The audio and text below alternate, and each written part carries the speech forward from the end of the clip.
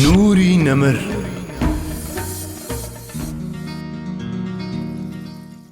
ئاکاری پێغەمبەران.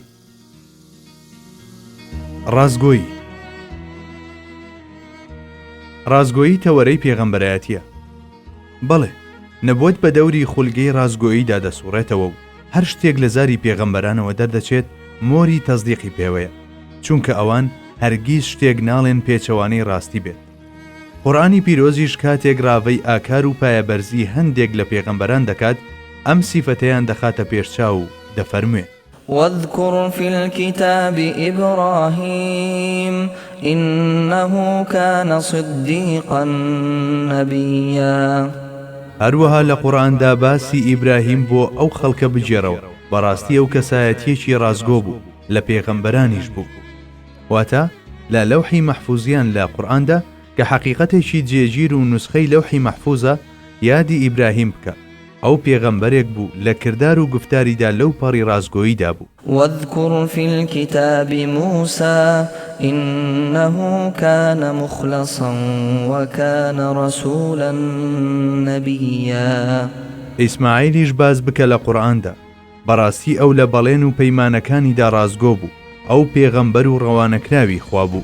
واذكر في الكتاب إدريس إنه كان صديقا نبيا ورفعناه مكانا عليا. هەروەها لە قورئاندا باسی ئیدریس بکە، چونکە ئەویش پێغەمبەرێکی زۆر ڕاستکار و ڕازگۆ بوو، بۆیە ڕێزی زۆرمان لێگرت و پایەدار و بەرز و بڵندمان کرد. ئەو دەمەش کە قورئانی پیرۆز وتوێژی هاوڵی زیندانیەکەی حەزرەتی یوسف عەلەیهی سەلاممان بۆ دەجێڕێتەوە، هەڵوێستە لەسەر هەمان پەسەند دەکات و دەفەرموێت: يوسف أيها الصديق. یوسف، ئەی هاوڵی ڕازگۆم. ئاخر چۆن دەکرێت پێغەمبەران ڕازگۆیی لە خۆیاندا بەرجەستە نەکەن، لە کاتێکدا خوای تەعالا فەرمانی ڕازگۆیی بە کەسانی ئاسایی دەدات و بەستایشەوە گرۆی ڕازبێژان ناو دەبات. يا أيها الذين آمنوا اتقوا الله وكونوا مع الصادقين. ئەی ئەوانەی ئیمان و باوەڕتان هێناوە، لەخوا بترسن و پارێزکار بن، هەوڵ بدەن هەمیشە لەگەڵ ڕازگۆیان و ڕاستاندا بن. هەروەها ئەوە ڕوون دەکاتەوە کە تەنیا ئیماندارە خەباتکارەکان لە پێناوی خوادا ڕازگۆن. إنما المؤمنون الذين آمنوا بالله ورسوله ثم لم يرتابوا وجاهدوا بأموالهم وأنفسهم في سبيل الله أولئك هم الصادقون. بێگومان ئیماندارانی ڕاست ئەوانن کە باوەڕیان بەخوا و پێغەمبەری خوا هێناوە و پاشان نەکەوتونەتە هیچ گومان و دوودڵیەکەوە، بە خۆیان و سەر و ماڵیشیانەوە تێکۆشاون لە پێناو ئاینی خوادا، تەنها ئەوانە ڕاستن. ڕازگۆیان شایەنی ستایشن. قورئانی پیرۆز ستایشی ئەو ڕازگۆیانە دەکات کە ڕاستیان کرد لەگەڵ ئەو پەیمانەی بەخوایاندا بوو. من المؤمنين رجال صدقوا ما عاهدوا الله عليه فمنهم من قضى نحبه ومنهم من ينتظر وما بدلوا تبديلا. مردانێکی زۆر هەن لە ئیمانداران ئەو پەیمانەی داویانە بەخوا ڕاستیان کرد لەسەری ژیان و پابەند بوون پێوەی و لایان نەدالێ، جا هەیەنە پەیمانەکەی جێبەجێ کرد و مرد لەسەری، هەشیانە چاوەڕوانە، بە هیچ شێوەیەک لاری و لادان ڕووی تێ نەکردوون. لێرەدا دەمەوێت هەڵوێستەیەک لەسەر ئەو ئاەتەی سەرەوە بکەم. ئەنەسی کوڕی مالیک ڕەزای خوای لەسەر بێ خزمەتکاری پێغەمبەری خوا بوو. کاتێک پێغەمبەر درودی خوای لێبێ تەشریفی هێنا بۆ مەدینە، ئەو کات ئەنەس تەمەنی 10 ساڵان بوو. دایکی دەستی گرت و بردی بۆ حزوری پێغەمبەری خوا وتی: ئەی پێغەمبەری خوا، ئەوە ئەنەسی خزمەتکارتان، با بە درێژایی تەمەنی لە خزمەتتاندا بێت. دایکی ئەمەی وت و کوڕەکەی بەجێ هێشت و ڕۆیشت. جا ئەم ئەنەسە دەڵێ: ئەم ئاەتە من المؤمنين رجال لەبارەی ئەنەسی کوڕی نەضری مامم و هاوشێوەکانی ئەوەوە دابەزیوە کاتێک ئەنەسی کوڕی نەضر ڕزای خوای لێبێ لە پەیمانی عەقەبەدا پێغەمبەری خوای بینی کە مەندکێش و شەیدای بوو، بەڵام لەبەر هەر هۆیەک بێت نەیتوانی لە جەنگی بەدردا بەشداری بکە. بێگومان بەدر پێگەیەکی تایبەتی و دیاری هەبوو. جا هەر وەک چۆن بەشداربووانی بەدر لە نێو هاوڵاندا دیار و ناسراو بوون، ئاواژ ئەو فریشتانەی لە بەدردا بەشداریان کردبوو لە نێو ئەهلی ئاسماندا ناسراو و بژاردە بوون. ئەمە وتەی حەزرەتی جوبراییلە کە خۆیشی لە بەشداربووانی بەدرە و سەرکردایەتی سوپای فریشتەکانی کردووە. بەڵام ببینەوە ئەنەسی کوڕی نەضر ئەم هەلەی لەدەست دەرچوو، ئیتر لە تاوە ئۆقرەی لێبڕا و خەو نەدەچوە چاوانی، بۆیە هاتە حەزوری فەخری کائینات و دەردە دڵی خۆی عەرز کرد: یا ڕەسوڵ ئەڵڵا، ئەگەر جارێکی تر ڕوبەڕووبوونەوەی بێباوەڕانمان بەنسیب بێ، مەگەر خوا خۆی بزانێت چیان بەسەردادێنم. خوای ئاگادار بە پەنهانترین ڕازەکانی دڵی مرۆڤ ئەم نیازە پاک و بێگەردەی ئەنەسی قبول کرد و ساڵی دواتر لە ئوحوددا ڕوبەڕووی بێباوەڕان بووە. ئوحود هەر کاتێک ناوی ئوحود دەبرێت دەروونمان دەگوشرێت و دڵتەنگی ناخمان دەتەنێ، چونکە لەوێدا 70 سەحابی شەهید بوون. چێ دەزانێت لەوانەیە لە ڕوانگەی دەربڕینی حەقیقەتێکەوە هەروەها پشگیریش لەوەی نەبادا بەهۆی ئەم یادەوەریە تاڵەوە شتێکی نەخوازراو بدەینە پاڵی، ڕۆژێکیان کە پێغەمبەری خوا بەلای ئوحوددا تێدەپەڕێ، ئەم موشانە لە زاری هاتنە دەرەوە. أحد جبل يحبنا ونحبه. ئوحود چیایە کە ئێمەی خۆش دەوێت و ئێمەش ئەومان خۆش دەوێت. ئوحود چیایە کە هەڵگەڕان و سەرکەوتن بەسەریدا سەختە، بەڵام جەنگی ئوحود لەویش سەختتر بوو. جا هەر چۆنێک بێت بە شێوەیەکی کاتی هەندێک لە هاوڵان نەیانتوانی وەک پێویست شوێنی ئێشکگیری خۆیان بپارێزن، تەنانەت سەنگەریشیان گۆڕی و چوونە دەرەوەی ئەو شوێنەی پێغەمبەری خوا بۆی دیاری کردبوون. بەڵام ئەمە تەنها ستراتیژ و سەنگەر گۆڕینێک بوو، بۆیە دروست نییە بەمە بە وترێت شکست. بەڵێ ئەدەب و حورمەتی ئێمە بەرامبەر بە ئاسحاب ڕزای خۆیان لێبێ لەم چوارچێوەیەدایە. لەم جەنگەدا پێغەمبەر درودی خوای لێبێ بریندار بوو، ددانی مبارەکی شکا، دووەڵقە لە خوددەکەی سەریشی چەقی بەڕوومەتی پیرۆزیدا و خوێناویان کرد، کەچی سەرەڕای هەموو ئەمانە پێغەمبەری ڕەحمەت و لێبوردەیی دەستەکانی هەڵبڕی بۆ بارەگەی خوای باڵادەست و فەرمووی: اللهم اغفر لقومي فإنهم لا يعلمون. وایە لەگەلەکەم ببوورە چونکە ئەوان نازانن. هەر لەو جەنگەدا ئەنەسی کوڕی نەضر ئەم سەر و ئەو سەری هەڵدەسوڕا و لێرە و لەوێ هەوڵی دەدا پەیمانەکەی بهێنێتە جێ کە ساڵێک پێشتر دابووی بە پێغەمبەر درودی خوای لێبێ. ئیتروا ئەویش وەک زۆرێکی دی بەرەو خاڵی کۆتایی هەنگاوی دەنا. جەستەی شەکەتی لە تاو پێکانی ڕم و گورزی شمشێردا کون بوو. کاتێک لە دوا ساتەکانی ژیانیدا بوو، سعدی کوڕی موعاذ ڕزای خوای لەسەر بێ هاتە لای و ئەنەس بەدەم زەردەخەنەیەکەوە دوا قسەی خۆی بۆ کرد: سڵاوم بگەێنە بە پێغەمبەری خوا، وەڵڵاهی ئێستا لە دامێنی ئوحودەوە هەست بە بۆنی بەهەشت دەکەم.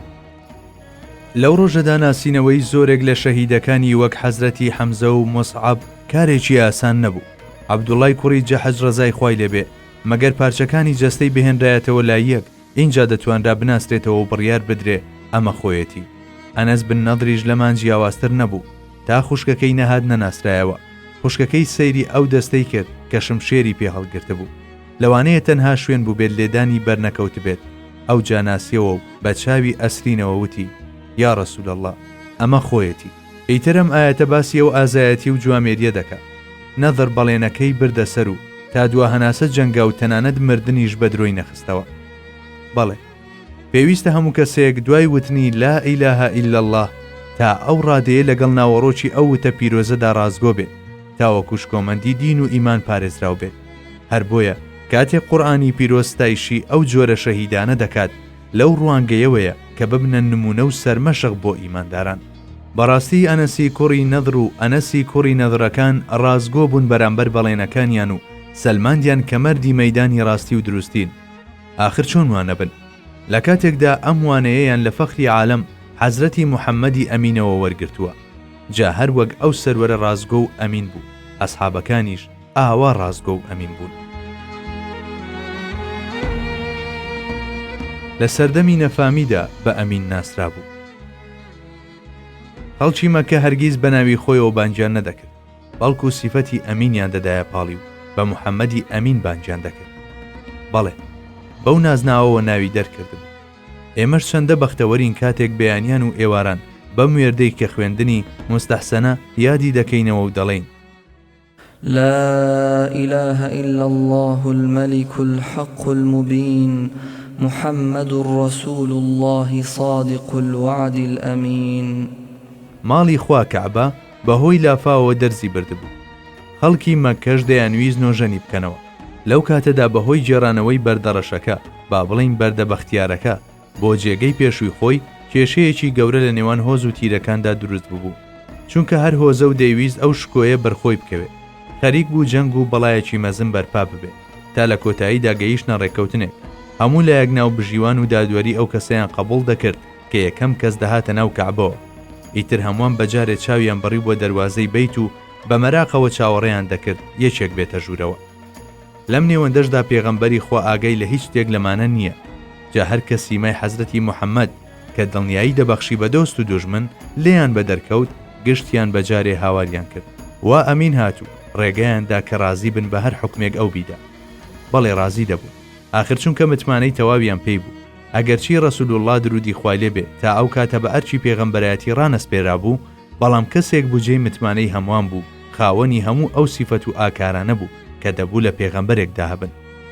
بەڵێ الفەضل ما شەهیدەت به الأعداء، فەزل و گەورەیی ئەوەیە دوژمن شایەتی بدات. ئەوە تا ئەبوو سوفیان کە تا ئەو کاتە سەرسەختترین دوژمنی پێغەمبەری خوا بوو تەزدیقی ڕاستی و دروستی سەروەرمان دەکات. پێغەمبەری خوا لە ڕێگەی نێردەکانیەوە نامەی بۆ پاشا و دەسەڵاتدارانی ناوچەکە دەنات. هێرەقل ئیمپراتۆری ڕۆمەکانیش نامەیەکی لە پێغەمبەری خواوە بەدەست گەیشت بوو. هێرەقل نامەکەی لە سەرەتاوە تا کۆتایی خوێندەوە. ئەو جاناردی بە شوێن ئەبوو سوفیاندا کە لەو کاتەدا بە مەبەستی بازرگانی چوو بۆ شام، لە نێوانیاندا ئەم وتوێژە ڕوویدا. ئەوانەی شوێنی دەکەون زیاتر هەژارەکانن یان دەوڵەمەندەکان؟ هەژارەکان. هیچ پاشگەز بوونەوەیەک ڕوویداوە لە نێو ئەوانەی باوەڕیان پێهێناوە؟ تا ئێستا نەخێر. لە زیادبووندانیان کەم بوون. ڕۆژ بە ڕۆژ لە زیادبووندا. لە ژیاندا هیچ درۆیەکتان لێ بیستووە؟ نەخێر، کەسمان درۆمان لێ نەبیستووە. ئیتر هێراقل لە تاو کاریگەری نامەکە و ئەو وەڵامانەی لە ئەبوو سوفیانەوە بیستنی کە تا ئەو کاتە دوژمنایەتی پێغەمبەری خوای دەکرد خۆی پێنەگیرا و ئەم وتانەی لە زاری هات نەدا. کەسێک بە درێژایی ژیانی درۆی لەگەڵ هیچ کەسێکدا نەکرد بێت مەحاڵە ئێستا بەدەم خواوە درۆ بکات. ئەم بەسەر هاتە کە تەنها ئەو لایەنەمان باس کرد کە پەیوەندی بە باسەکەەوە هەیە. دوو بەڵگەی تێدایە لەسەر ڕاستی و دروستی پێغەمبەری خوا. یەکەمیان هێرەقلی ئیمپراتۆری ڕۆمەکان کە لەسەرەوە قسەکانیمان تۆمار کرد، دووهەمیشیان وەڵامەکانی ئەبوو سوفیانە کە تەزدیقی پێغەمبەری خۆیان دەکرد، هەرچەندە تا ئەو کاتەش شەرەفمەند نەبوو بە ئیسلام. ئەوەندە هەیە هێرەقل نەیتوانی زاڵ بێت بەسەر عاشقی مڵک و دەسەڵاتەکەیدا و مڵکێکی حەقی و ئەبەدی لە کیس خۆیدا کە تا بەردەستی هێنابوو. بەڵێ هێرەقل موسڵمان نەبوو، نەهاتە ڕێز گرۆی بەختیارانەوە، بەڵام لەگەڵ ئەمەشدا قبولکردنی ڕیسالەتی پێغەمبەری خوا و ڕەفتار نواندنی بەڕێز و حورمەتەوە ئاماژەیە بۆ بەسیرەتی هێرەقل و لە ڕوانگەی ئێمەشەوە دامپیادانانێکی دڵخۆشکەرە، دامپیانان بە سەدیق و سەداقەتی ڕەسوول الله درودی خوای لێبێ. لە ڕاستیدا ناوەڕۆکی قسەکانی هێرەقل وا تا و ئاماژەی قۆڵیان تێدایە. ئاخرا گەر کەسێک تا تەمەنی 40 ساڵی تەنانەت بەگاڵتەش تەنها درۆیەکی لەگەڵ کەسانی ئاساییدا نەکرد بێ، چۆن دەکرێت لە دەمی نزیک بوونەوەی لە مەرگدا درۆ بەدەم خواوە بکات؟ یاسەر بەر لە مسلمان بوونی پرسیاری لە عەماری کوڕی کرد کە بۆ کوێ دەچێت. عەماریش لە وەڵام داوتی بۆ لای موحەممەد. ئەم وەڵامە بەس بوو بۆ عەمار. ئەو ئەمینە، خەڵکی مەکەوا دەیناسن. ئەگەر وتبێتی پێغەمبەرم ئەوە پێغەمبەرە، چونکە هیچ کەس دروی لێ نەبیستووە. ئەمە قسە و قەناعەتی چەند کەسێک نەبووە، بەڵکو بۆچوونی هاوبەشی هەموو ئەوانە بووە کە لە کاتی پێغەمبەرایەتی و پێش بوون بە پێغەمبەرایەتیش ناسیویانە. نوری نەمر